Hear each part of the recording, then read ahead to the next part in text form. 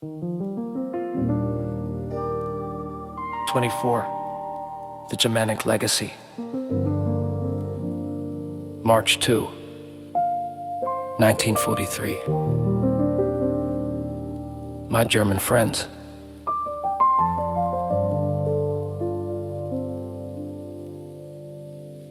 Lately, we have often spoken about the German future today. I want to reflect with you on what forces within the German nation itself will come forward.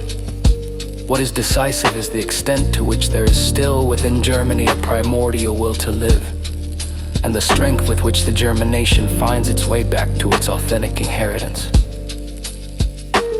It is necessary for the Germans to find their way back to their past. National Socialism was a historical breakaway without equal. Seldom in history has a new species of person been so intentionally created that no longer had a connection with the past. The younger National Socialist is a product of the machine age, in which all authentic traditions were annihilated. He is nothing but a part of a machine that has sacrificed his mind, soul, freedom, and humanity.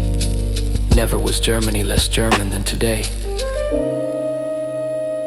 There can be no German future if Germany does not find its way back to itself, if it does not expel the distorted, un-German, inhumane content of National Socialism.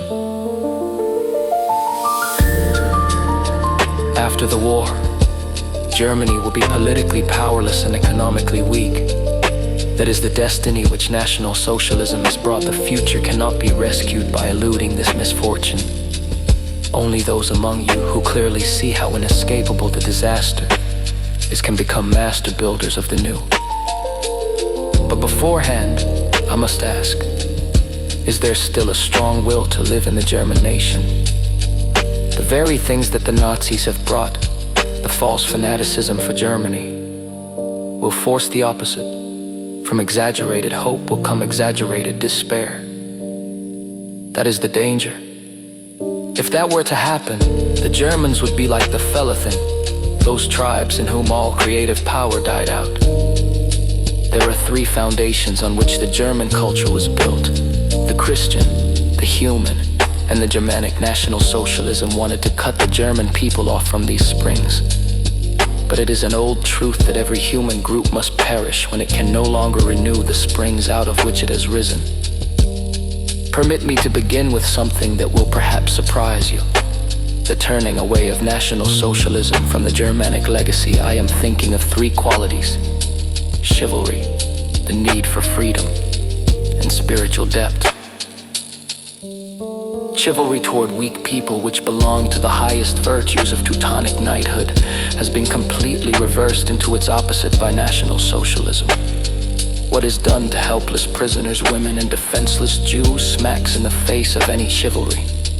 It is the desire for human degradation that the National Socialists extolled as German chivalry. Is strength coupled with nobility. National Socialisms is brutality coupled with inner weakness. No one has less right to call themselves German than those who have replaced Germanic chivalry with brutality. Another inheritance that has been squandered is the need for freedom.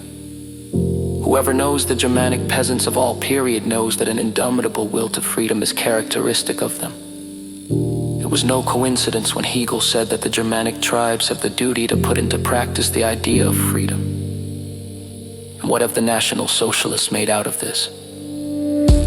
They have forced an entire nation into a mechanism in which every remnant of freedom is annihilated. In Asiatic despotism, there was infinitely more personal freedom than the individual German has today. No one contradicts every Germanic tradition more than those for whom the individual person is only a part of a horrifying machine. And the third inheritance is the spiritual depth that is visible in the creations of the German past.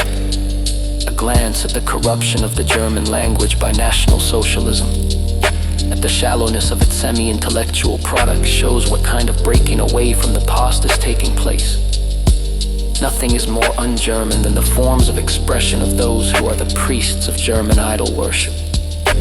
You, who form the core of the German future, return to the Germanic legacy of the German past. chivalry, freedom, depth.